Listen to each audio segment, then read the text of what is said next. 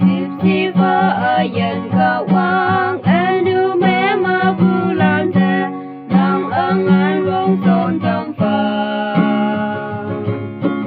teman anu trong tam fa nang ya ha a chau son fa nang ka su ma yong lak na te mana ya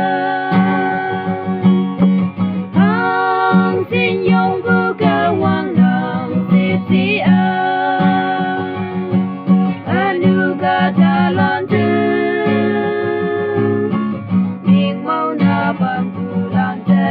on bulan o jawa tem teman te onang ya yin sip si son fa kawang e kata nyu ha lam te kan yin wang ha fa le pu ai yong cha ne me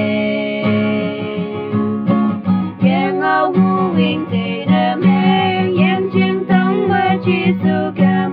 a sai tang ma o ku ba ka wang tui nyu ang sin yong bu ka wang nang sip si anu ka ta lan tu ming mau na pan bulan te mon bulan o jawa tem teman te onang ya yang sip si son fa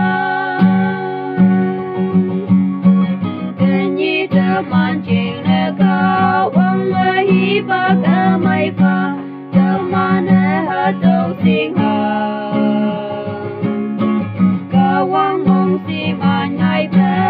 i mong ha na tam lak yang kan bu kristan ka da nyu ha teman